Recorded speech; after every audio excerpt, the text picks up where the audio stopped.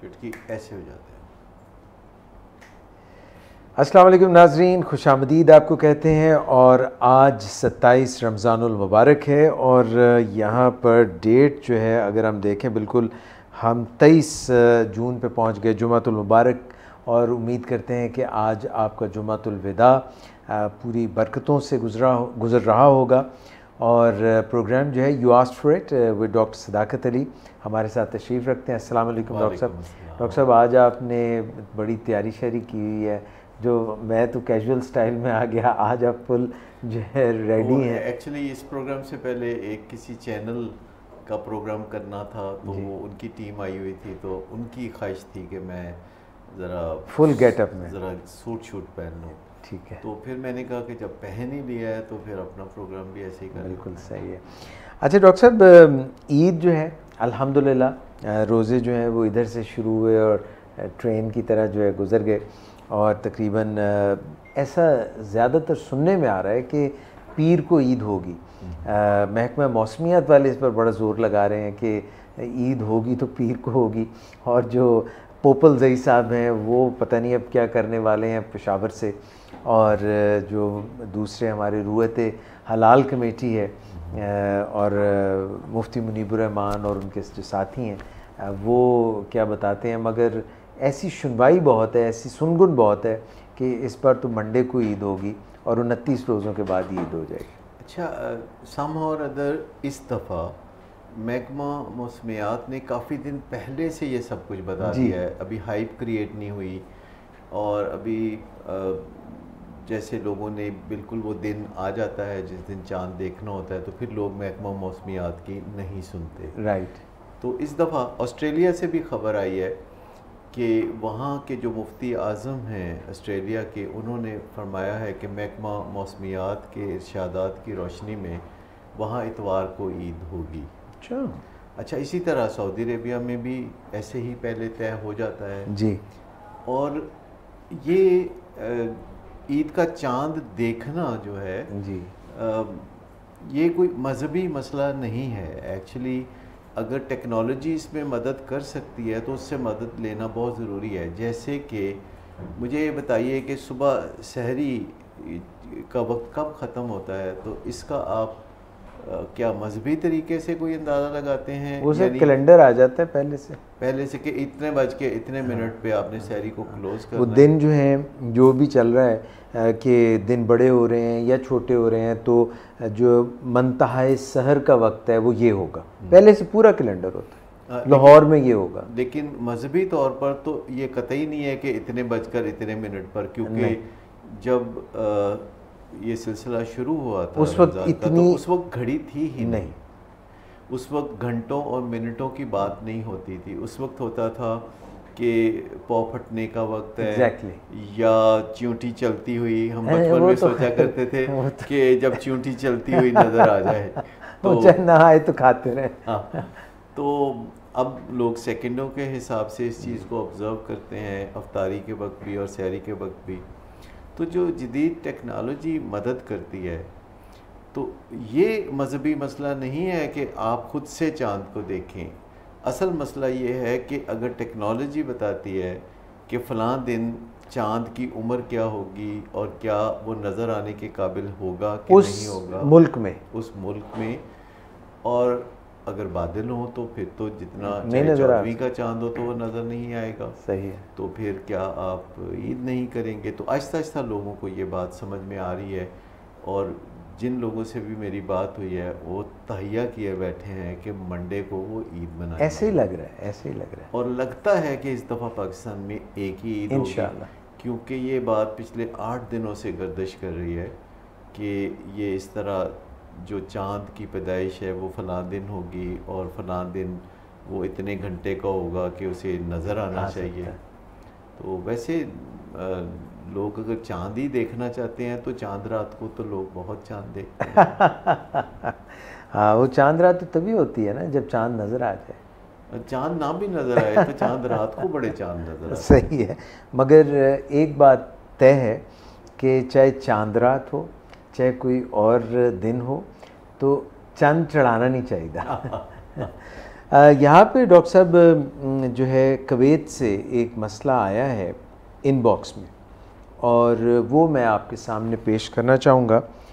थोड़ा सा तवील है और उसकी कई जहतें हैं, कई परतें हैं, तो उन पे मैं आपकी तवज्जो चाहूँगा। नाम मैंने चेंज कर दिया सीक्रेसी के लिए, सीगा राज में रखने के लिए। तो कुवैत हैं, कुवैत से हैं Nighat, but not the actual identity, I am concealing it. Kuwait से निगहत हैं। उनको हमारा बाकी सारा मतन दुरुस्त है, जो मैं बाकी सारा आपके गोश गुजार करूँगा वो मनोअन वैसा ही है। उनको हमारा शो बहुत पसंद है। वो कहती हैं कि डॉक्टर सदाकत की बातें हिकमत और दानाई से पुर होती हैं, प्रैक्टिकल और सुकून बख्श और शगुफ्ता भी। पंजाबी मुहावरों की आमेज़िश भी खूब है। टीम के सारे लोग बहुत बेहतरीन हैं, जिस पर वो डॉक्टर सदाकत साहब को ऐसी टीम जमा करने पर मुबारकबाद पेश कर। शुक्रिया। साथ ही वो अपना एक संजीदा अहम मसला भी आपकी तरफ मबजूल कर रही हैं, तवज्जो चाहती हैं, और वो चाहती हैं कि आप उसमें सुलझाने में उनकी मदद करें। ये 8 बहन भाई हैं, यानी 4 बहनें 4 भाई। वालिदा फौत हो गई, 5 साल हो गए। वालिद कुवैत से वापस पाकिस्तान आ गए हैं बमा 3 बहनों के। जिन्होंने हमसे रब्ता किया है वो शादीशुदा हैं और अपने खामिद के साथ कुवैत में सेटल्ड हैं। इनके 4 भाई भी कुवैत में ही हैं। उनकी एक बहन की शादी हुई है 2 साल पहले। वो बहन जो है उन्होंने ACCA का कुछ हिस्सा किया था, और शादी के वक्त ये कहा गया था कि उनके बहनोई या उनके बहनोई के घर वाले उनको अपनी बाकी तालीम हासिल करने देंगे, मगर उनके खामिद ने तालीम उनकी छुड़वा दी और कहा कि लड़कों के साथ उनको अपनी बीवी का पढ़ना पसंद नहीं है। 1, ये एक मसला है। नंबर 2, शादी के वक्त उनके बहनोई की तालीम FA बताई गई, मगर वो सिर्फ मैट्रिक थे। ये दूसरा ज़रा तवज्जो दीजिएगा। तीसरी बात यह है कि वो तंग नज़र हैं, बदज़ुबान हैं, और उनकी बहन पर हाथ भी उठाते हैं, शक भी करते हैं, और उनके सेल फ़ोन को चेक करते हैं और इल्ज़ाम लगाते हैं कि उस पर जो फ़ोन कॉल्स आई हैं वो किसकी हैं, और कई दफ़ा जो रॉन्ग नंबर्स हैं जिनका वो कुछ भी नहीं कर सकती, तो उन पर भी बहुत ज़्यादा ले दे करते हैं। 2 मरतबा पहले भी वो अपनी वाइफ को घर से निकाल चुके हैं, और अब आजकल उनकी बहन यानी निगहत की बहन जिनको वो घर से निकाल चुके हैं, उनके खामिद, आजकल वो अपने वालिद के घर में हैं अपनी 1 साला बच्ची के हमरा। अब बहन वापस नहीं जाना चाहती। वो कहती हैं कि इस रोज़ रोज़ की चिक चिक और बिला वजह के शकूक व शुबहात और मार पिटाई से वो तंग आ गई हैं।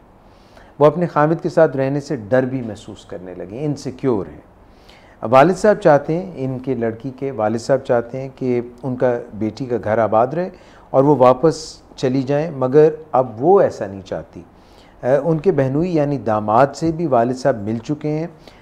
वो उनकी बेटी को घर वापस आने की इजाज़त दे दें। वो कह चुके हैं अपने दामाद से कि मेरी बेटी को घर आने की वापस इजाज़त दो, मगर वो बजाय सुधरने के व्हाट्सएप पर अपनी बीवी को जलील करते हैं और एहसास दिलाते हैं कि तुम्हारे वालिद इस कदर मजबूर हैं कि वो मेरी मिन्नतें कर रहे हैं।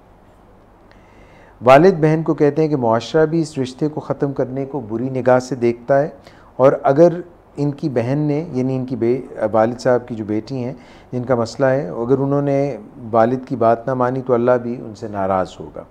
निगहत साहिबा इस गंभीर तकलीफ़देह सूरत हाल में आपसे डॉक्टर सदाकत अली आपसे कह रही हैं कि मैं अपने वालिद को कैसे समझाऊं, और बहन की मदद करना चाहती हैं, दिलजोई करना चाहती हैं, रहनुमाई कैसे करूं कि वो अपनी ज़िंदगी के बिखरे हुए नकूश को यकजा कर सके और आगे बढ़े।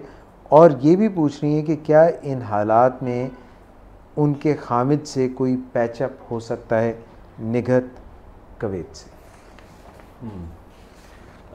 बहुत ही कॉमन सी सिचुएशन है हमारे माशरे में। ऐसा बहुत देखने में आता है कि जो मैरिजेस हैं वो उलझ जाती हैं और फिर सुलझाना मुश्किल हो जाता है, और एक मखमसा हो जाता है कि इस मैरिज को आगे चलाया जाए या इसको यहीं ख़त्म कर दिया जाए।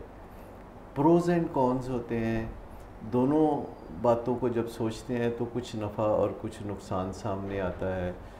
और ख़ुसूसन लड़कियों की एक शादी नाकाम हो जाती है तो फिर आगे शादी होने में मसाइल होते हैं, फिर उसकी कामयाबी में और भी ज़्यादा मसाइल होते हैं, जबकि किसी लड़के की शादी नाकाम हो तो उसको उतने मसाइल नहीं होते। अच्छा।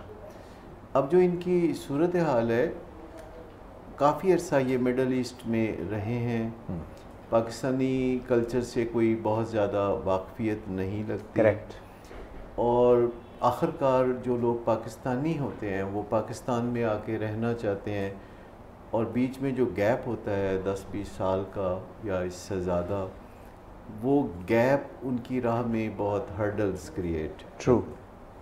अच्छा, लड़कियों के जब रिश्ते किए जाते हैं तो ज़रा भी अच्छा रिश्ता जब कोई नज़र आता है तो इंसान फिर जज्बाती तौर पर इतना मगलूब हो जाता है कि ज़्यादा पता नहीं करता कि कुछ पसे पर्दा मामलात को भी ज़रा देख लिया जाए। एक खरबूजा ख़रीदते हुए हम सूंघ सूंघ के देखते हैं, कपड़ा ख़रीदते हुए हम देखते हैं कि इसका कोई रंग तो नहीं उतर जाएगा, ट्रू, या ये कपड़ा सुकड़ तो नहीं जाएगा, या तो उसके बारे में हम 100 एहतियातें करते हैं। ऐसे ही। लेकिन जीवन साथी चुनते हुए या तो लव एट फर्स्ट साइट होती है कि बस देखा तो जो केमिस्ट्री है और बायोकेमिस्ट्री है उसमें सारी हलचल मच जाती है और एक फ़ैसला इंस्टेंटली हो जाता है, और फिर दुनिया भर की लॉजिक्स लाई जाती हैं कि क्यों ये रिश्ता ही बेहतरीन है।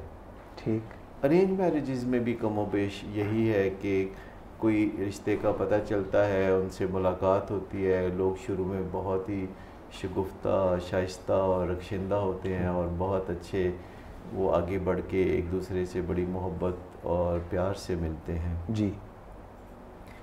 अब एक खातून है जिनकी शादी को 2 साल हुए हैं, बेशक। उनकी तालीम के हवाले से जो वादा था वो भी पूरा नहीं किया। ट्रू। खामद की जो तालीम बताई थी वो भी मौजूद नहीं है। ट्रू। और बाकी जो बहन भाई हैं जो अपने अपने घरों में सेटल्ड हैं, जी। तो उनको भी बहुत बेचैनी है। यस। वालिद को बेचैनी अलग है कि उनकी औलाद में से एक भी अगर सेटल ना हो तो वालिद या वालदा की जो एंग्जाइटी है वो बेपनाह होती है। अब इनके वालिद भी ये नहीं सोच रहे होंगे कि उनके 4 बेटे और 3 बेटियां अपने घर में बहुत अच्छी सेटल हैं और एक बेटी के मसाइल हैं, तो मैं सबको देखूं। उनकी भी तवज्जो इस एक बेटी पर बहुत ज़्यादा रहती होगी। Yes. और वो अपनी जो सुकून और चैन है वो उसके लिए इस बेटी के हालात के अच्छा होने की शर्त आयद करते होंगे। ऐसे ही। अच्छा, अब अगर हम गौर करें तो जिन साहब से इनकी निगहत की बहन की शादी हुई है जी। तो बज़ाहिर सरसरी तौर पर सारे हालात को देखते हुए लगता है कि उन्हें वहम की बीमारी है, शक की बीमारी है, जिसे पैरानोया कहते हैं। करेक्ट। अच्छा, शक मामूली चीज़ को कहा जाता है पर पैरानोया उससे बहुत बड़ी चीज़ है, और ऐसे लोग बहुत कसरत से पाए जाते हैं जिन्हें पैरानोया होता है सोसाइटी में, और आम लोग इसे कोई ख़ातर में नहीं लाते और बड़ी बात नहीं समझते, जबकि ये एक संजीदा साइकेट्रिक इलनेस है और काबिल इलाज भी है। और इलाज भी बहुत सिंपल है। एक आध टैबलेट रोज़ खाने से ऐसे लोग अपनी अज़ियतनाक बीमारी से छुटकारा पा सकते हैं। ये शक सिर्फ दूसरों के लिए तकलीफ़ दे नहीं होता, ये जो बंदा शक कर रहा होता है बज़ाते खुद उसके लिए भी काफ़ी तकलीफ़ दे होता है। ओके। अच्छा, अब ये जो टेलीफोन चेक करना है या लड़कों के साथ पढ़ने नहीं देना, तो ये इस तरह की सारी बातें उन्हीं लोगों के जहन में आती हैं जो शदीद शक की बीमारी में मुब्तला होते हैं, जिसे पैरानोया कहते हैं। और इससे जब आप अपने पार्टनर पे ट्रस्ट नहीं करते तो जो आपका शक होता है वो आपके लिए तो एक हकीकत का दर्जा रखता है, और उससे एक मुसलसल बाहमी रिश्ते में जहर घुला रहता है। और ज़रा ज़रा सी बात पर जो पूछ प्रीत होती है और ज़िम्मेदार ठहराया जाता है कि ये कॉल किसकी आई थी जो आगे से कोई बोला नहीं, या ये अनजाना नंबर कौन सा है, या इस तरह की बहुत सारी बातें जो होती हैं, इससे जो एक शादीशुदा ज़िंदगी है उसके अंदर जितना भी कोई चार्म होता है वो ख़त्म होकर रह जाता है, और वो एक दूसरे के साथ ना कुर्बत के लम्हात को एंजॉय कर सकते हैं, ना कोई फ़ज़ा में रोमान परवरी नज़र आती है। और ये ऐसी शादी एक मैरिज रस्मी सी रह जाती है, दुनिया के नाते रह जाती है कि अगर इस मैरिज को ख़त्म किया तो दुनिया क्या कहेगी। यही बात। और माँ बाप का एक शुरू से ही कॉन्सेप्ट होता है कि एक लड़की को ब्याह है तो उसका फिर सारी ज़िंदगी वहीं गुजरे, जैसी किस्मत हो वैसी ही ज़िंदगी गुजरे, लेकिन वो लड़की जो है ये बिल्कुल ना सोचे कि वो मैरिज को एंड करेगी। और दुनिया भी इसे बुरा समझती है क्योंकि दुनिया तो दूर से देखती है और दुनिया सतही तौर पर देखती है, लेकिन वो कहते हैं ना कि the wearer knows where the shoe pinches. और ये जो सूरत हाल है जिसकी बिना पे सारा ख़ानदान सोचता भी रहता है कि बसना चाहिए कि नहीं बसना चाहिए, बसना चाहिए कि नहीं बसना चाहिए, और ये जो दोनों तरीक़ों से इंसान फंसा होता है, जिसे हम कहते हैं कि सख्त दीवार और सख्त चट्टान के दरमियान कहीं इंसान फंसा होता है, तो ये वो सूरत हाल होती है जिसमें आगे बढ़ें तो भी मसाइल, पीछे रहें तो भी मसाइल होते हैं, लेकिन कुछ ना कुछ फ़ैसला तो करना होता है। और अल्लाह सबकी ज़िंदगी में जो जीवन साथी दे वो अच्छा निभाह करने वाले हों, अच्छा सलूक करने वाले हों, लेकिन अगर किसी का वास्ता किसी ऐसी हस्ती से पड़ जाता है जिसमें ज़िंदगी में जहर घुला रहता है, तो फिर सोच समझ के बामी मशावरत के साथ, सियाने लोगों के साथ मशवरा करके अलहदगी का फ़ैसला भी किया जा सकता है। और अमूमन डर ये होता है कि ये फ़ैसला करने के बाद ज़िंदगी में आगे क्या होगा। ज़्यादातर लोग पाकिस्तानी कल्चर में ये सोचते हैं कि अगर किसी लड़की की शादी कायम नहीं रह सकी, अलहदगी हो गई है, तो फिर उसको बस दूसरों के दर पे या किसी बहन भाई या माँ बाप के घर पे ऐसे ही ज़िंदगी गुजारनी होगी। और ये ख़्याल कि दोबारा शादी भी हो सकती है हमारे यहाँ को बहुत पजीराई हासिल नहीं कर पाता, जबकि मिडल ईस्ट में या जहाँ से हमारी रिलीजियस रूट्स आती हैं उन ममालिक में अमूमन ये समझा जाता है कि अगर किसी की शादी टूट गई है तो वो दूसरी शादी में जा सकते हैं, नए सिरे से इस मुआहदे में जा सकते हैं। यूरोप में, अमेरिका में, सभी जगह इसको बिग डील नहीं बनाया जाता कि सेकंड मैरिज करना कोई बुरी बात है, और तन्हा रहने को यहाँ हमारे मुल्क में काफ़ी उसे तरजीह दी जाती है। अच्छा, अब सूरत हाल ये है कि उनको पैरानोया का मसला है, शौहर को, और ये बात उनके अपने ख़ानदान को भी मालूम होगी। ऐसा नहीं हो सकता कि उनके अपने अहले खाना को, अपने माँ बाप को और अपने बहन भाइयों को इस बात का इल्म ना हो कि वो हद से बढ़ा हुआ शक करते हैं, जिसे एक साइकेट्रिक इलनेस कहा जा सकता है। और ये इलनेस बढ़ के तो और भी ज़्यादा साइकेट्रिक इलनेसेस या शदीद किस्म की साइकेट्रिक इलनेस को जन्म दे सकती है ये चीज़। तो उनके अहले खाना से बात करनी चाहिए, ख़ातून के जो वालिद हैं उनको अपने समधी से बात करनी चाहिए, या कोई और बुज़ुर्ग हैं उस ख़ानदान में तो उनसे बात करना चाहिए कि ये एक बीमारी का शाखसाना है, ये उस बंदे का इतना कसूर नहीं है जितना कि वो मजबूर है, क्योंकि उसके जहन में अज़ ख़ुद ये शक आता है, और ये किसी साइकोलॉजिकल वजह से नहीं है, ये साइकेट्रिक वजह से।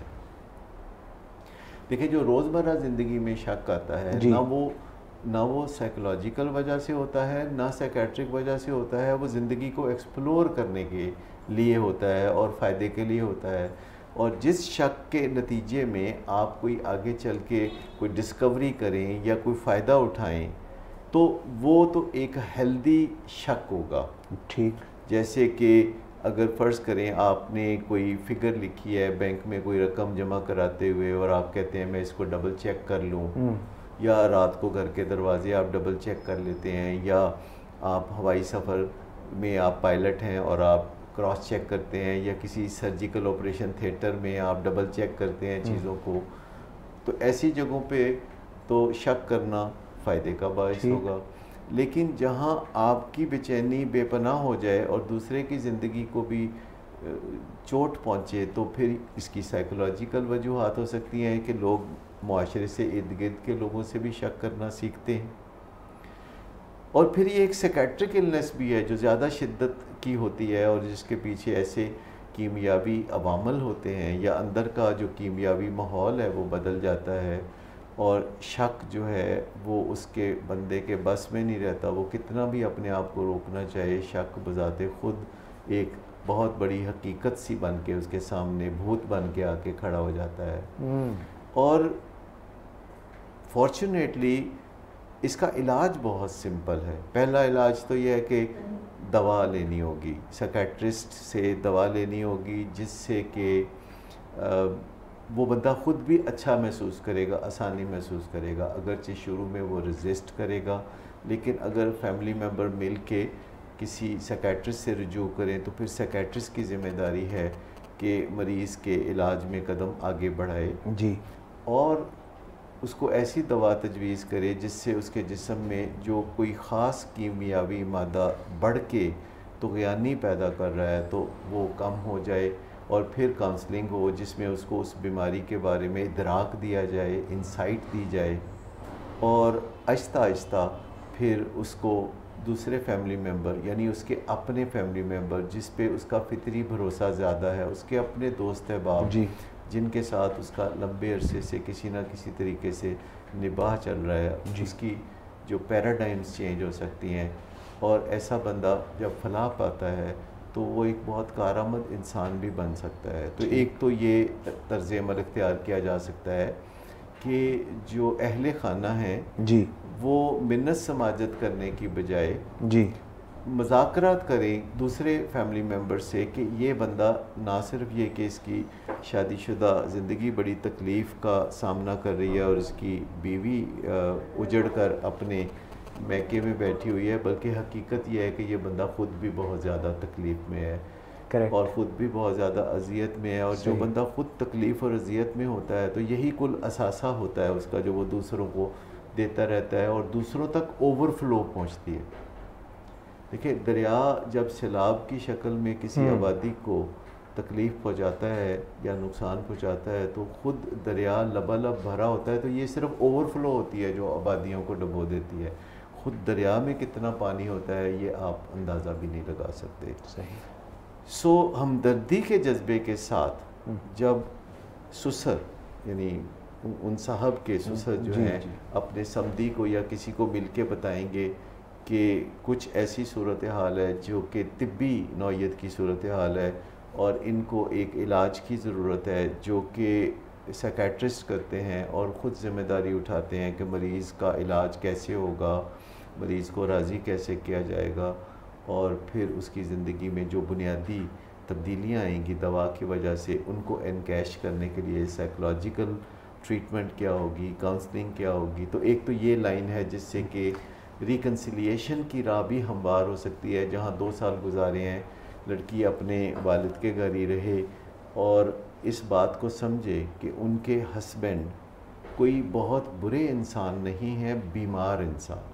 ठीक है, वो जो एग्रेसिव नेचर है, मैं उसी तरफ आ रहा हूँ।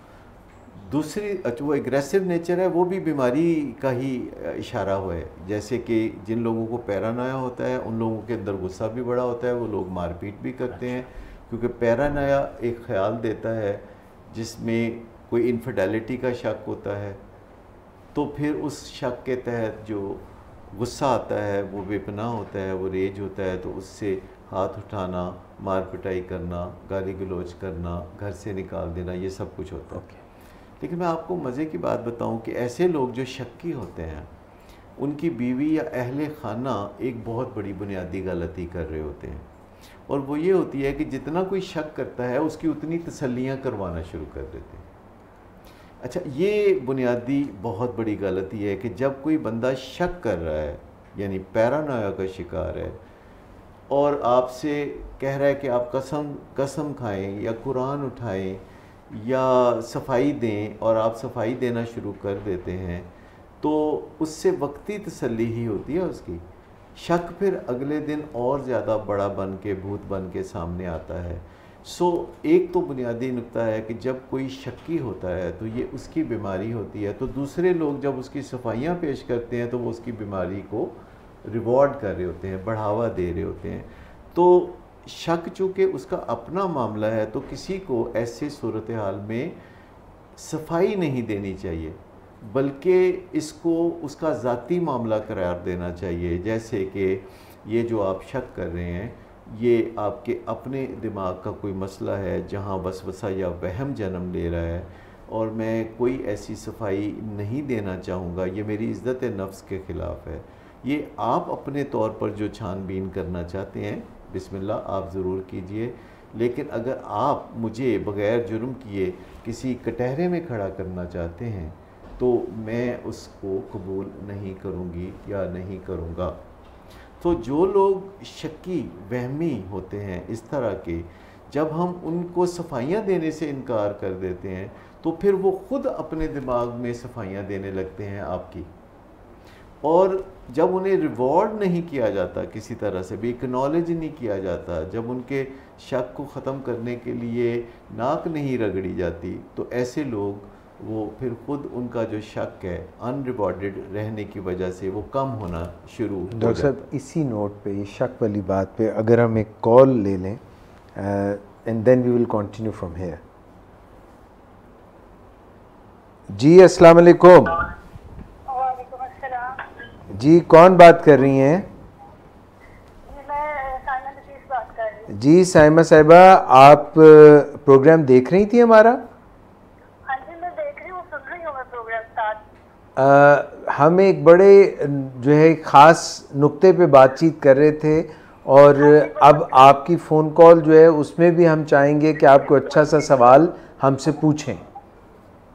हाँ जी बहुत अहम मसला डिस्कस हो रहा है, बड़े अच्छी तरीके से एक्सप्लेन कर रहे हैं डॉक्टर साहब। सेम प्रॉब्लम ये जो है मेरी एक फ्रेंड के साथ है। जी जी। उनके हस्बैंड बिल्कुल ऐसे ही हैं। ओके। लेकिन फिर वो दवाई भी यूज़ कर रहे हैं, डॉक्टर को जाके चेकअप करवाते हैं। ओके। लेकिन बीच में छोड़ भी देते हैं। अच्छा छोड़ देते हैं दवाई? छोड़ देते हैं, अक्सर छोड़ देते हैं। उनको पता भी है कि मैं टैबलेट्स नहीं खाऊंगा तो मेरे मूड ख़राब होगा, घर का माहौल ख़राब होगा। फाइन। लेकिन उसके बावजूद भी वो मानने के लिए तैयार नहीं होते अक्सर। जी जी। जो प्रॉब्लम है। राइट। तो वो बेचारी काफ़ी डिस्टर्ब भी रहती है। वहाँ पे फिर वही बात है कि रहना है नहीं रहना, जी, छोड़ना जी। है कि छोड़ना है। फिर वो सारे सोसाइटी के लोग क्या कहेंगे। बिल्कुल ठीक हो गया। तो एक बर वक्त फैसला कर लेना चाहिए जैसे किसी को पता चले। राइट। क्या होना है। तो आपका सवाल इस ज़िम्न में कुछ है, या डॉक्टर साहब को हम दावत दें कि वो अपनी फिर बात मुकम्मल करें और उससे आपकी जो फ्रेंड हैं उनको भी फ़ायदा पहुंच जाएगा? हाँ जी मैं सुन रही थी बहुत ध्यान से, इसी वजह से जी। बात करूँगी। Thank you. अभी उनके साथ ही मैं विश कर दूँ कि ईद मुबारक दूँ आपको। बहुत मेहरबानी। और जुम्मतुल विदा है आज, आपसे जुम्मा है। जी जी, जुम्मतुल विदा की आपको भी मुबारक हो। आपका बहुत शुक्रिया, और आपको भी पेश की ईद मुबारक।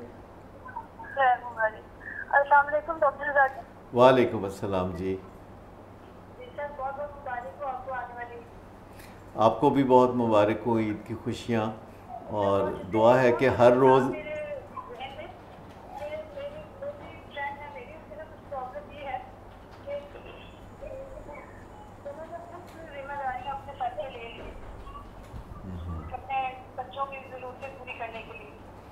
ठीक है, हम इस पे बात करते हैं, हम इस पे बात करते हैं इंशाल्लाह। शुरू में तो बच्चों की डिमांड थोड़ी कम होती है, ज़रूरत कुछ कम होती है, जॉब भी की और कुछ पेरेंट्स वगैरह ने हेल्प भी की। लेकिन अब वो ऐसे ऐसे काफ़ी परेशान हो गई है कि किसी अच्छे स्कूल में दाखिल करवाना, उनकी ज़रूरियात, फिर उनकी डिमांड, तो वो अब बेचारी कुछ थक गई है। ठीक हो गया साइमा? पूछना था। हाँ जी चलो ठीक है, इस बारे में भी ज़रूर बताइएगा। जी ज़रूर। सिचुएशन में अब वो क्या करे, तो जहाँ उसने सेट कर दिया बच्चों के जहन को, अब वो क्या करे। ओके जी, थैंक यू। आपकी कॉल का बहुत बहुत शुक्रिया। आप प्लीज़ सुनते रहिए, अभी डॉक्टर साहब आपको जवाब देते हैं। अच्छा, आप इनके मसले के जो सेलिएंट फीचर्स है ज़रा वो भी रिफ्रेज कर दीजिए। जो हम बात कंटिन्यू कर रहे थे डॉक्टर साहब, उसमें इन्होंने जो एक बात मज़ीद इजाफ़ी की है वो ये की है कि सेपरेशन हो चुकी है, और जो इनकी फ्रेंड हैं वो बच्चों की निगहदाश्त, बच्चों की तालीम, बच्चों के मामलात का इजाफ़ी बोझ भी अज़ ख़ुद बर्दाश्त कर रही हैं। ये उसमें एडिशन है। जी, अच्छा, मैं बात ये कर रहा था कि जो शक्की बंदा होता है उसको सभी लोग इस तरह डील करने लगते हैं कि उसके शक का अजाला करने के लिए तसल्लियाँ देनी शुरू कर देते हैं, कस्में खानी शुरू कर देते हैं और तलाशियाँ देनी शुरू कर देते हैं। That doesn't help. अच्छा, ये हेल्प नहीं करता। इससे वक्ती तौर पर क्विक फिक्स हो जाता है, उस दिन के लिए या 2-4 दिन के लिए मसला हल हो जाता है। लेकिन जिस चीज़ को आप गैर ज़रूरी तौर पर रिवॉर्ड करते हैं, जिस चीज़ का आप कोई ना कोई अजर देते हैं, तो वो चीज़ बढ़ जाती है। क्योंकि आपने कोई कसूर नहीं किया, किसी ने शक किया है और आपने एक ज़िम्मेदारी ठान ली कि मैंने शक दूर करने के लिए सफाई देनी है, तलाशी देनी है। और जब आप ऐसा करते हैं तो आधे मुल्ज़म तो आप बन जाते हैं। आप अपने आप को सफाइयाँ देने के बाद कुछ बात अच्छा महसूस नहीं करते, हल्का फुल्का महसूस नहीं करते, आपकी सेल्फ़ इस्टीम इससे नीचे गिरना शुरू हो जाती है और दूसरा बंदे को दिन ब दिन ज़्यादा शक करने की और ज़्यादा सफाइयाँ मांगने की आदत पड़ जाती है। और ऐसे में कोई बंदा अपने रिश्ते को बचाने के लिए किसी खौफ के तहत, किसी मजबूरी के तहत, कोई अपने जॉब को बचाने के लिए किसी तरह से भी, जब लोग गैर ज़रूरी तौर पर किसी बंदे की शक्की तबीयत को अकोमोडेट करने लगते हैं, यानी वजाहतें करने लगते हैं, सफाइयाँ देने लगते हैं, तो उस बंदे का जो मसला है वो पहले से ज़्यादा कदावर होना शुरू हो जाता है। और एक वक्त फिर आता है कि कोई तसल्ली, तशफ़ी, सफाई उस बंदे के लिए काफ़ी नहीं होती और आखिर वही होता है जिससे अवॉइड करने की कोशिश की जा रही होती है। कहते हैं कि जो अमन की तमन्ना है कि हर सूरत में अमन कायम रहे, वो आखिरकार जंग पे ख़त्म होती है। ठीक। शुरू में ही आप वो तर्ज़ अमल इख्तियार ना करें जिसमें आगे जाके आप थक जाएंगे, चौक हो जाएंगे या टैंक करने लगेंगे, फिर आपको परवाह नहीं रहेगी। तो जो चीज़ स्मॉल पिक्चर में आपको नज़र आती है और आप कबूल कर लेते हैं और फिर वही चीज़ आप बिग पिक्चर में देखें तो आपको पता चल जाएगा कि ये आगे जाके मैं कबूल नहीं कर सकूँगा। तो हमेशा एक स्मॉल पिक्चर और बिग पिक्चर का तसव्वुर ज़हन में रखिए कि जब आपसे कोई बदसलूकी करता है, जब आपका कोई तमस्खर उड़ाता है, जब आपको कोई गाली देता है, जब आप पे कोई शक करता है, तो आप सोचें कि ये जो अभी थोड़ा सा काम दूसरे ने शुरू किया है और मैं अभी, मेरी सकत है कि मैं इसको बर्दाश्त कर लूँ, लेकिन अगर इसको ही मैं 100 से ज़रब दे दूँ या बड़ा करके देखूँ, स्मॉल पिक्चर को बड़ा करके देखूँ, तो मुझे उस पिक्चर में जो नकाइस हैं वो भी बड़े बड़े नज़र आएंगे और वो पिक्सल टूटने शुरू हो जाएंगे और वो पिक्चर मुझे अच्छी नहीं लगेगी। सही। जब भी किसी सिचुएशन में आपने फ़ैसला करना हो कि आपने क्या करना है, तो उस सूरत हाल को, उस तस्वीर को अपने जहन के पर्दे पे बड़ा करके देखें कि ये जो मेरा तमस्खर उड़ा रहा है ये शख्स, आगे चल के जब ये ज़्यादा तमस्खर उड़ाएगा तो क्या होगा। ये जो मेरी तौहीन कर रहा है, तो आगे जाके जब ज़्यादा तौहीन करेगा तब क्या होगा। ये जो शक कर रहा है, तो आगे जाके ये और शक करेगा तो मेरा रद्द अमल क्या होगा। तो जहाँ आगे जाके आपने थक जाना होता है, तो वहाँ शुरू में ही उस सफ़र का आगाज़ नहीं करते और आप अल्लाह पे भरोसा करते हुए, अपनी ज़ात पे एतमाद करते हुए वो ज़िम्मेदारी नहीं उठाते जो आपसे बिलोंग नहीं करती। आप कहते हैं कि जी ये शक जो है ये आपके ज़हन की पैदावार है, मेरी हकीकी दुनिया में तो इसका कोई मकाम ही नहीं है। तो मैं तो जहाँ है और जैसे है की बुनियाद पर इस चीज़ को यहीं छोड़ रहा हूँ। आपका शक है, आप अपने वसाइल से, अपने तरीक़ेकार से, मेरे तावन के बग़ैर अपनी जैसे तसल्ली करना चाहते हैं तो वो कर लें। बसूरत दीगर आप जो भी तर्ज़ अमल इख्तियार करना चाहें वो आपकी सवाबदीद है। अब यहाँ ये सवाल पैदा होता है कि लोगों की जो इनसिक्योरिटीज़ होती हैं कि अगर मैंने शक को ठीक करने में या वजाहत करने में कोताही कर दी मैंने, तो ये रिश्ता टूट जाएगा। तो मैं आपको तसल्ली देता हूँ कि जितने शक्की, वहमी और पैरानॉइड लोग होते हैं, मज़े की बात है ये रिश्ता भी नहीं तोड़ते। यानी जब दूसरा बंदा बिल्कुल हाथ झाड़ देता है कि जी मैं कोई सफाई देने के लिए तैयार नहीं, तो ये लोग, मैंने खुद देखा है पाँव पड़ते हुए, मैंने खुद देखा है मिन्नत समाजत करते हुए, क्योंकि ये बहुत कमज़ोर पर्सनैलिटीज़ होती हैं। ये वो शख्सियात होती हैं जो शक्की होती हैं, जो पैरानॉइड होती हैं कि इनके अंदर ये दम भी नहीं होता कि बड़ा फ़ैसला कर लें एकदम अलहदगी का, जब शुरू से ही दूसरा बंदा कहता है कि नहीं, मैं इसमें आपकी तसल्ली नहीं कराना चाहूँगी, ये मेरी इज़्ज़त नफ्स के ख़िलाफ़ है, और वो कहता है अगर नहीं तसल्ली कराओगी तो फिर ये हो जाएगा और फिर वो हो जाएगा। तो आप कहते हैं अल्लाह मालिक है, जब मैंने कोई गलती की नहीं तो मेरा अल्लाह मेरे साथ है, और मैं अंदर से जो ये ताकत महसूस करती हूँ कि मैंने कुछ गलत काम नहीं किया, इससे मैं रहनुमाई हासिल करूँगी। तो मैं आपको बताऊँ कि जो पैरानॉइड होते हैं वो जान भी नहीं छोड़ते और जान भी नहीं छोड़ते। यानी एक जान छोड़ना है कि भी चलो आप फारिग कर दो, दूसरे को आज़ाद कर दो, वो अपनी ज़िंदगी आज़ादी से गुजारे, नहीं, वो भी नहीं करना।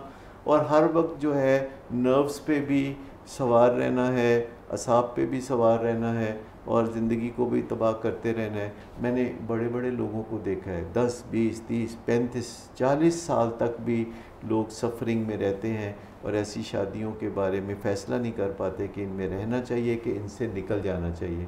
और फिर एक दिन कोई खुशकिस्मती का दिन होता है कि वो ख़ुद फ़ैसला नहीं कर पाते और कुदरत फ़ैसला करती है, या ऐसा शक्की मजाज शख्स फ़ैसला करता है और वो ख़ुद आपको अपनी ज़िंदगी से अलहदा करके आज़ाद कर देता है, और आपको ज़िंदगी में पहली दफ़ा पता चलता है कि मैं कोई तितली हूँ जो इंसान होने का ख्वाब देख रहा है, या मैं कोई इंसान हूँ जो तितली होने का ख्वाब देख रहा है। तो ज़िंदगी एकदम संवर जाती है और ज़िंदगी के रंग जो है वो पूरी तरह नुमायाँ होकर निखर के सामने आने लगते हैं। असल बात यह है कि क्या आपको अपने खुदा पे भरोसा है? क्या अपने आप को आप भरोसे के काबिल समझते हैं?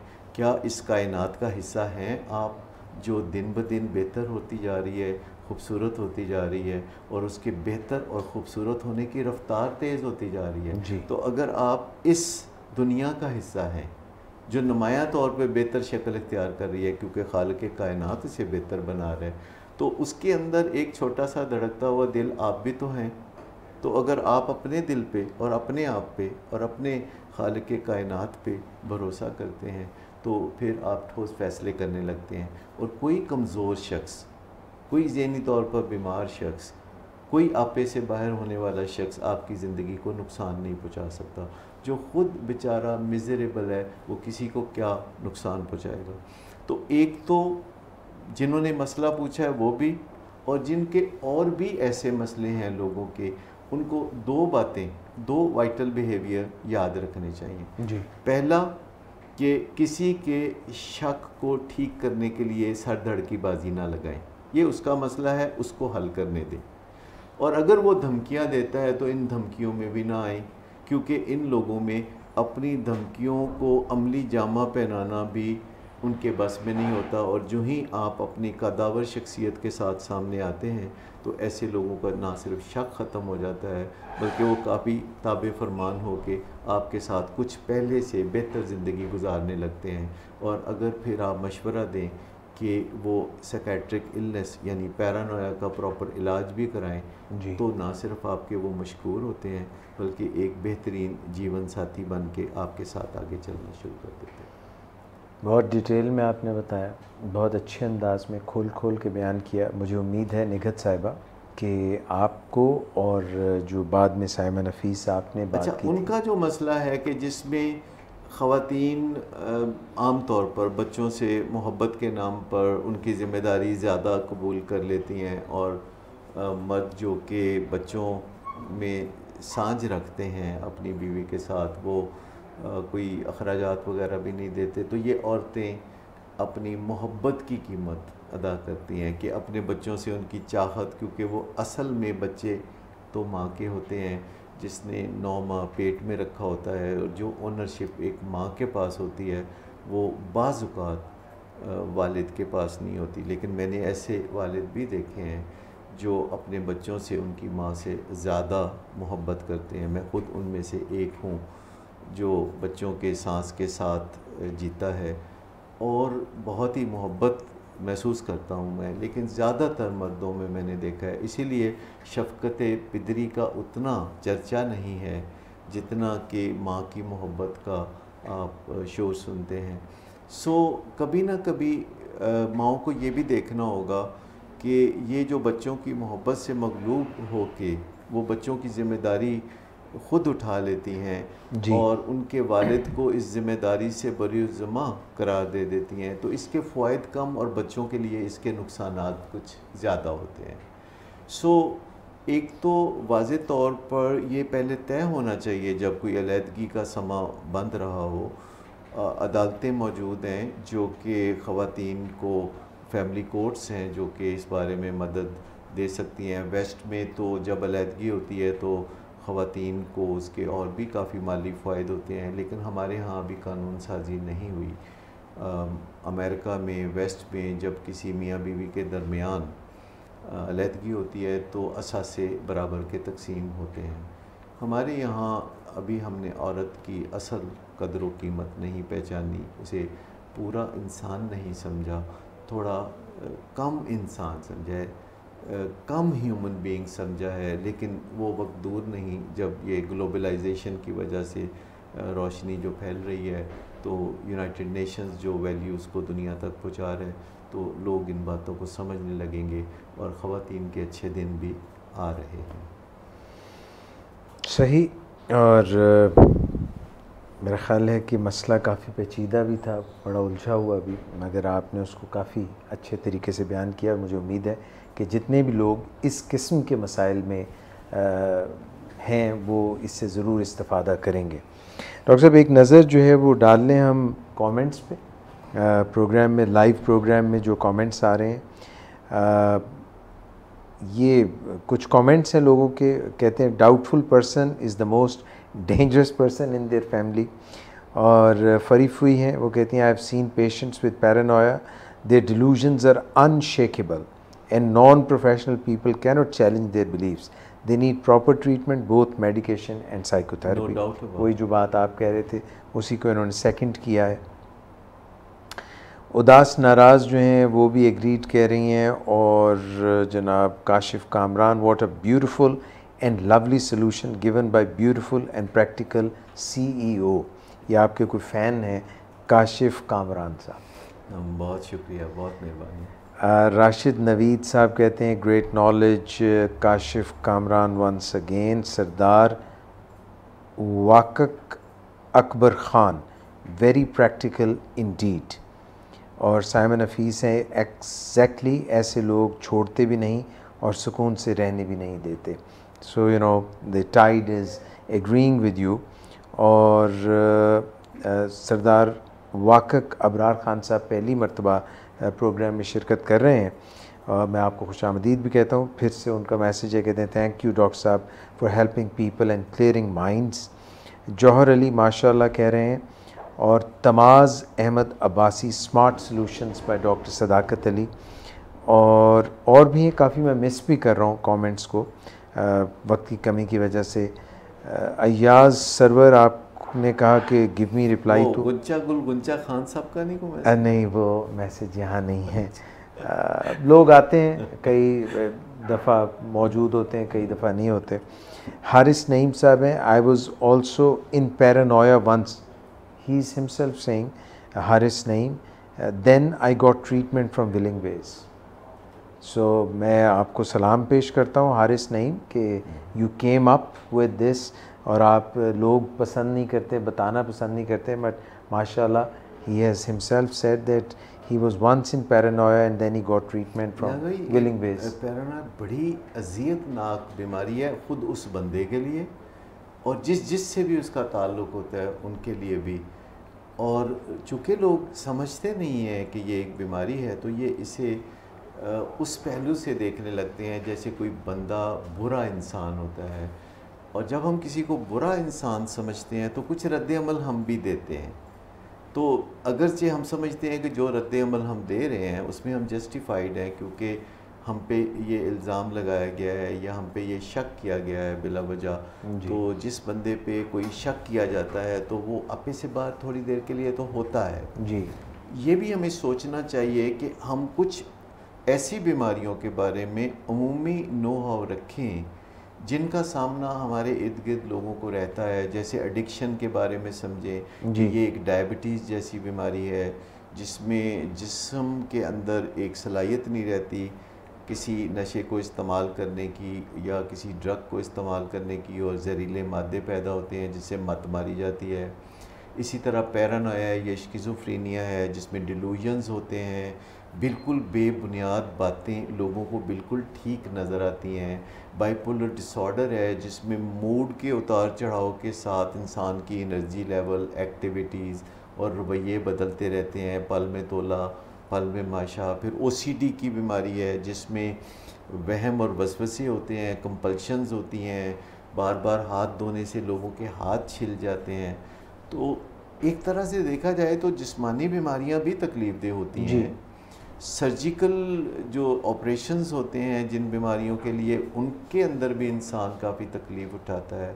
पर सच मैं आपको बताऊं कि जो ज़हनी बीमारियां हैं, एक सिंपल डिप्रेशन की बीमारी जिसे लोग नहीं समझते, इंसान के अंदर से जो खुशबू है वो चाट लेती है और कुछ करने को दिल नहीं चाहता। तो एक छोटा मोटा जो जनरल नॉलेज है इन बीमारियों के बारे में काया पलट सकता है लोगों की। और विलिंग वेज का ये जो हमारा लाइव प्रोग्राम होता है, इसमें हम वेलकम करते हैं कि लोग हमें कॉल करें या इनबॉक्स में लिखें या कमेंट्स में लिखें, तो हम कुछ आगाही पैदा करें, क्योंकि स्टिच इन टाइम सेव्स 9। क्योंकि कबल अज़ वक्त कोई ना कोई एहतमाम जब करते हैं या एहतमाम हुज्जत करते हैं तो उससे बहुत फलाह पैदा होती है। लेकिन अगर कोई बीमारी आ जाती है, यलगार करती है, तो उसका भी इलाज अपनी जगह मौजूद होता है। लेकिन मेरा नज़रिया अब अपनी तवील प्रैक्टिस के बाद ये है कि जैसे किसी बीमारी का इलाज करने से कहीं आसान है कि आप बीमारी में फंसे ही ना। ये बीमारियां किस्मत से नहीं होती। Oh really? ये जो लोग सोचते हैं कि अच्छी सेहत बुरी सेहत, तो ये बीमारियां किस्मत से नहीं होती। जीन्स भी उतनी ताकतवर नहीं होती जितना हम समझते हैं। हम जीन्स को बीट कर सकते हैं, डायबिटीज़ की जीन्स को, शिज़ोफ्रेनिया की जीन्स को। और मज़े की बात यह है कि बीमारियों को बीट करना कबल अज़ वक्त ना सिर्फ बहुत आसान है, लेकिन ये एक मुसलसल जिद्दोजहद मांगता है। और जब किसी एक बीमारी से बचने के लिए, जो कि आपके ख़ानदान में या मेरे ख़ानदान में ज़्यादा है, जैसे मेरे ख़ानदान में डायबिटीज़ बहुत पाई जाती है और बाइपोलर डिसऑर्डर मेरे ननिहाल में बहुत पाया जाता है, तो वो जो जीन्स हमें मिलती हैं तो कई बीमारियों के ख़िलाफ़ एक ही जिद्दोजहद काफ़ी रहती है। यानी आपको हर बीमारी से बचने के लिए अलग अलग जिद्दोजहद करने की ज़रूरत नहीं है। आप जो जिद्दोजहद डायबिटीज़ के लिए करेंगे उससे आपकी दिल की बीमारियों से भी बचाव होगा, और जो जिद्दोजहद आप शिज़ोफ्रेनिया से बचने के लिए करेंगे, क्योंकि ये पॉसिबल चीज़ें हैं। मैं आपको बताऊं कि एडिक्शन एक इतनी आम बीमारी होती जा रही है कि आने वाले सालों में एडिक्शन में मुब्तला होना रूल होगा और एडिक्शन में मुब्तला ना होना एक्सेप्शन होगा। ओह गॉड! यानी ये जो हम बहुत अचंभे का इजहार करते हैं कि फ़लाँ को एडिक्शन हो गई, तो ये अचंभा ख़त्म हो जाएगा 5-10 साल के बाद। और ये एडिक्शन जो आप कह रहे हैं, ये केमिकल की बात करें या नॉन केमिकल की? दोनों। मैं दोनों की बात कर रहा हूँ। और ख़ास तौर पर चूँकि लोग नॉन केमिकल एडिक्शन से तो इतना वाकिफ़ नहीं है, लेकिन चरस, शराब, अफ्यून और कोकेन और इस तरह की चीज़ों ये से भी स्पाइरल कॉमन ये ऐसे होगा कि जैसे किसी भी यूनिवर्सिटी में पढ़ने वाले 60-70% स्टूडेंट्स में एडिक्शन नज़र आएगी, तो आपको इसका अभी यकीन नहीं आता। लेकिन अगर आप सोचें कि अमेरिका में जो यूनिवर्सिटीज़ हैं या for that matter even schools में 50% से ज़्यादा बच्चे, नई टर्म्स ईजाद हो रही हैं। कहते हैं हमारी क्लास में 60% बच्चे मरवाना फेमिलियर है। कभी आपने ये टर्म सुनी थी? कल ही मैं स्काइप पे अमेरिका से एक क्लाइंट बात कर रहे थे और वो खुद बच्चा था कोई 18 साल का, तो वो कहने लगा कि मेरे स्कूल में, जिसमें मैं हाई स्कूल में पढ़ता था पहले, कोई 60% बच्चे मरवाना फेमिलियर थे। They had gone through that experience, उस तजुर्बे से गुजर चुके थे। अच्छा, यही चीज़ चूँकि ग्लोबलाइजेशन है तो हर चीज़ जो है वो फ़्लो करती है यूरोप और अमेरिका से आपकी तरफ, और चंद साल बाद वो चीज़ें कबाख्तें यहाँ भी पहुँच जाती हैं। पर इसमें एक पहलू हमारा ये भी है खुश नसीबी का पहलू भी है कि हम चाहें तो पहले से तैयार कर सकते हैं अपने आप को, हम चाहें तो अपने बच्चों को इम्यूनाइजेशन कर सकते हैं इस किस्म की। जैसे पोलियो के कतरे जब हम पिलाते हैं बच्चों को तो बेफिक्र हो जाते हैं कि पोलियो की बीमारी तो ऐसे नहीं होगी। कतरे हो सकते, कतरे तो नहीं, लेकिन ऐसे इकदामात हो सकते हैं ऐसे जो 5, 6 या 10 साल के बच्चे के साथ हम करें और फिर हमें पूरा यकीन हो अवेयरनेस कि ये ड्रग्स की तरफ नहीं जाएगा। इसका ताल्लुक माहौल, अवेयरनेस से उतना नहीं है, समझ बूझ, एबिलिटीज, Abilities, स्किल्स, यानी जिन्हें हम ह्यूमन स्किल्स कहते हैं। हम कभी इस बारे में बात करेंगे कि वो क्या ऐसी अमली तदाबीर हैं या इकदामात हैं जो वालिदैन एक 5, 6 या 7 साल के बच्चे के साथ करें, जो बहुत आसान है। सिर्फ उसके लिए वो जो ममता है और जो शफ़क़त पिदरी है ज़रा उसको काबू में रखना पड़ता है। ये जो हमें लाड बड़े आते हैं बच्चों के, ये जो हम उन्हें ज़रा सा भी फ्रस्ट्रेट होते हुए नहीं देख सकते और उनकी ज़बान से कोई लफ्ज़ अभी निकलता भी नहीं तो हम वो पूरा करने के लिए तैयार हो जाते हैं। तो मैं आपको बताऊं कि जिन बच्चों के साथ हम इतने लाड प्यार करते हैं बतौर माँ बाप के, जब वो घर से निकल के सोसाइटी में जाते हैं तो वहाँ कोई माँ बाप नहीं होते, ऑब्वियसली। तो वहाँ बेदीद दुनिया होती है जो कि उनको लेट डाउन करती है, जो लेग पुलिंग करती है, जो कि उनकी टांग खींचती है और उनकी फ्रस्ट्रेशन को सहारा देने के लिए फिर सिगरेट होता है, फिर चरस होता है, फिर अल्कोहल होती है, फिर और ड्रग्स की नई दुनिया। सो बेहतर ये है कि अपने बच्चों को उस हकीकी दुनिया के लिए तैयार करें, माँ बाप की गोद के लिए तैयार ना करें। माँ बाप की गोद बहुत आर्जी जगह है। बच्चों को हकीकी सोसाइटी में पनपने के लिए जब हम सलाहियतें देते हैं तो फिर हमें यकीन होता है कि ये मुश्किल मामलात को और चैलेंजेस को अच्छी तरह से डील कर लेंगे। Very well said sir. I would say कि ये अगरचे मौका ईद का है, आने वाली है ईद, मगर ये एक पैगाम है कि अगर आप खुशियों को हमेशगी चाहते हैं तो उसकी पहले से तैयारी करें। यानी अगर आप चाहते हैं कि हर रोज़ ईद हो जी और हर रात शब बारात हो जी, तो फिर उसकी तैयारी करनी पड़ेगी। Thank you very much sir. और मेरा ख्याल है आपसे इजाज़त लें और अपने नाजरीन से भी। याज सरवर साहब का एक मैसेज है, परदेसी अपने बच्चों और गाड़ी की लाइफ मिस कर देते हैं कमाने के चक्कर में। वो ये कहना चाहते हैं कि जो परदेसी हैं वो दूर चले जाते हैं और अपने बच्चों के साथ नहीं रहते। और सरदार साहब और ये बेशुमार जनाब मैसेजेस चल सो चल हैं और प्रोड्यूसर साहब जो है वो ये चाह रहे हैं कि हम प्रोग्राम जो है 6 से ऊपर चले गया टाइम। तो प्रोड्यूसर साहब की आप सुना करें ना, बाद में फिर वो नाराज़ होते हैं। हाँ तो जी, फिर वो आपको मुश्किल नाराज़ होती होते हैं। असल में अफ्तारी का वक्त जो करीब आता है तो वो जल्दी से। तो वैसे भी हमारे प्रोड्यूसर साहब काफ़ी कड़वे आदमी हैं तो आप ज़रा ख्याल रखा करें उनका, उनकी बात सुना करें। नहीं सर, मैं तो नहीं समझता कि कड़वे हैं। अभी तो इनकी अगर ज़िंदगी में अभी से उम्र का तकाजा है ना, आप देखें 70 साल की उम्र में इंसान थोड़ा बहुत कड़वा तो हो ही जाता है। कौन सा सवाल है जो आप ख़ास तौर पे चाह रहे हैं मुझे बता दें? अयाज सरवर साहब का सवाल है जी, ये चाह रहे हैं ख़ास तौर पे। I am working in UAE for last 5 years। मैं पिछले गुज़श्ता 5 साल से UAE में काम कर रहा हूँ। And my child are grown up, वो मेरे बच्चे बड़े हो चुके हैं। And spending very less time with them. अब मैं अपने बच्चों के साथ बहुत कम वक्त गुजारता हूँ। Please guide us that how to manage life as life without family is nothing. अब उनको ये एहसास हो रहा है कि ज़िंदगी जो है बग़ैर फैमिली के कुछ भी नहीं है और ये उनके साथ ज़्यादा वक्त गुजारना चाहते हैं। UAE में इन्होंने बहुत वक्त गुजार दिया है। If I came permanent to Pakistan but I have no source of income. अगर मैं पाकिस्तान पक्का आ जाऊं तो फिर मैं कमाऊंगा कैसे?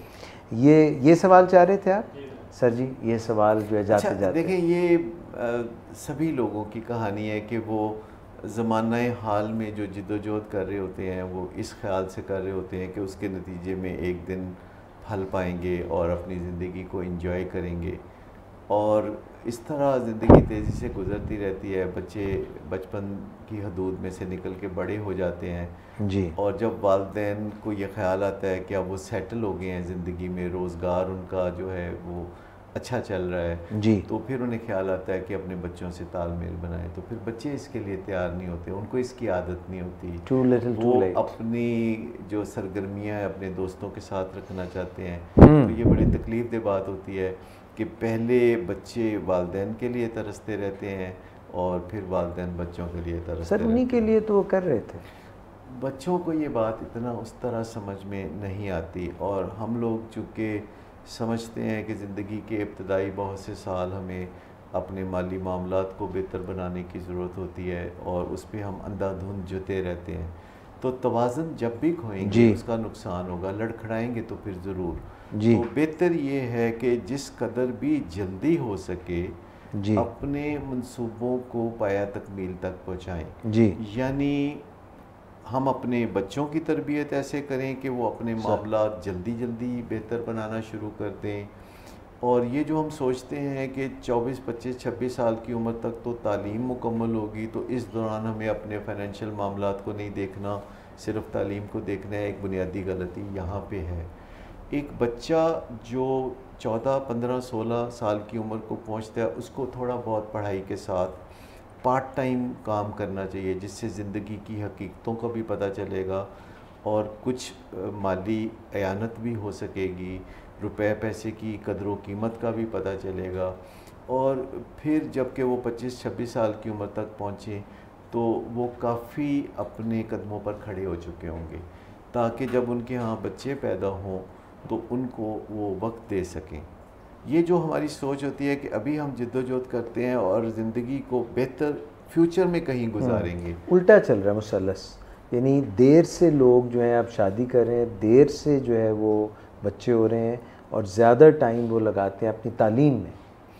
हाँ, तालीम में टाइम लगाने में हर्ज कोई नहीं। तालीम अब कोई 20-22 साल ले लेती है, बहुत आला दर्जे की तालीम अगर कोई हासिल करना चाहता है। वैसे ऐसी तालीम हासिल करने वालों की तादाद दुनिया में कहीं भी 4% से ज़्यादा नहीं है, लेकिन तालीम ज़्यादा लेने में कोई हर्ज नहीं है। लेकिन तालीम को कुल वक्ती समझने में हर्ज है। तालीम कुल वक्ती चीज़ नहीं होती।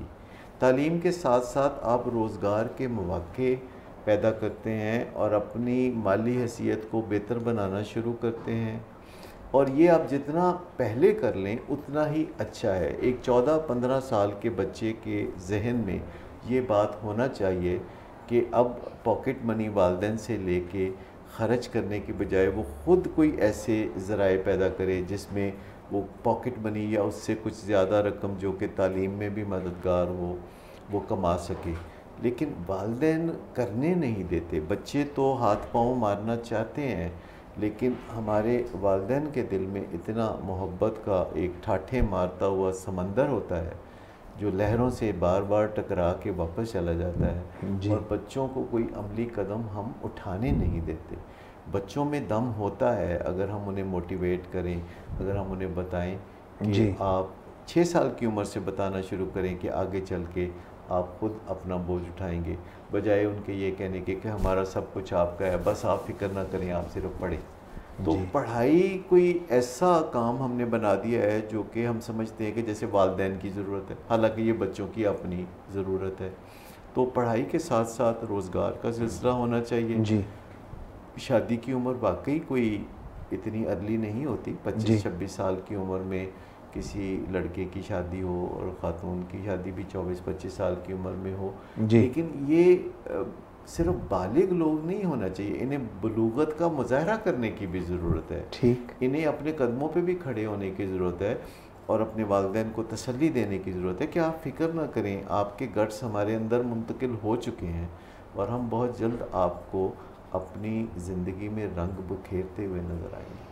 सर लास्ट कमेंट है एक, it's not a question, it's a comment. तो क्योंकि उन्होंने बड़े काफ़ी तवील मेहनत करके लिखा है तो I would like to add it. Sairish Noreen है, ये नए नए लोग हैं, दे कमिंग माशाल्लाह इन प्रोग्राम, पहले मैं इनका नहीं। खुशामदीद कहते हैं। Thank God finally we are discussing psychological disease which ruin people's life, disease which can ruin people's like termites, दीमक की तरह चाट लेती हैं नफसियाती बीमारियाँ। Nobody can understand better how imprisoned a person feels when his mental issues are not well acknowledged as physical problems। जो बात आपने की उसी से इंस्पिरेशन ली कि ना सिर्फ ये जिस्मानी बीमारियां बल्कि नफ्सियाती बीमारियां इंसान खुद उनका असीर हो जाता है। एक्चुअली नफ्सियाती बीमारियां भी किसी दर्जे में जिस्मानी बीमारियां ही होती हैं, कहीं पीछे कोई जिस्मानी गड़बड़ भी होती है। बिल्कुल ठीक है। The behaviour of refutation of society makes it worse for the patients, it deteriorates his health but hugely contribute to worsen his personal relations, hence pushing him swiftly towards misery। Doctor साहब, मैं यहाँ पे एक और चीज़ भी कहना चाहूँगा कि मुझे ऐसा लग रहा है कि हमारे जो देखने वाले हैं विलिंग वेज के प्रोग्राम्स के, आहिस्ता आहिस्ता उनकी ज़ुबान से मैं असेस कर रहा हूँ कि उनका जो एक लेवल है वो भी तब्दील हो रहा है। हमारी कोशिश तो गो के 3-4 माह पुरानी है, मगर हम कदम ब कदम थोड़ा थोड़ा करके बेहतर अपने प्रोग्राम्स को करने की कोशिश कर रहे हैं। वो कहते हैं ना, कूब कूब फैल गई बात शनासाई की, हाँ, उसने खुशबू की तरह मेरी पजीर आएगी, जी। वही वाली बात है। डॉक्टर साहब, once again hopefully your Eid will be इंशाल्लाह फुल ऑफ हैप्पी। मेरी तरफ से सभी हम वतनों को और दोस्तों को और प्रोग्राम देखने वालों को ईद की बहुत बहुत मुबारक हो। ईद की खुशियाँ आपके लिए बढ़कर आएँ, बढ़ चढ़ कर आएँ और आप दूसरों को ग्रीट करें, अपनी खुशियों में दूसरों को शरीक करें। ख़ास तौर पर जो अंडर प्रिविलेज लोग हैं, जो घर के मुलाजम हैं या जो ज़िंदगी का उस तरह भरपूर लुत्फ़ नहीं उठा सकते अपने घर से दूर होने की वजह से, खुसूसन जो घरेलू मुलाजम हैं और अपने घरों से दूर आपकी खिदमत सर अंजाम दे रहे हैं, उनकी कदर पहचाने और उनको खुशियों में शरीक करें। और ना सिर्फ ईद के दिन बल्कि सारा साल का हर दिन उनको अपने घर का फ़र्ज समझ के उनके साथ एक मज़ेदार ज़िंदगी गुजारें। Thank you so much. नाज़रीन, आपका भी बहुत शुक्रिया हमारे साथ ये टाइम स्पेंड करने के लिए। इंशाल्लाह उम्मीद है आपसे मुलाकात रहेगी। Once again Eid Mubarak to you. Doctor Sadaqat Ali की तरफ से, डॉक्टर एजाज़ कुरैशी की तरफ से आज के प्रोग्राम यू एस्ट्रोइड से इजाज़त चाहते हैं और अपनी टीम का हम शुक्रिया अदा करते हैं जिन्होंने रमज़ान में भी हमारा साथ दिया और इंशाल्लाह आपकी खिदमत पे मामूर रहेंगे। अपना बहुत ख्याल रखिएगा और विलिंग वेज के साथ ईद पर भी जुड़े रहिएगा। विलिंग वेज की इन नशरियात को देखते रहिएगा फेसबुक पेज पे। अंटिल नेक्स्ट टाइम, अल्लाह हाफ़िज़।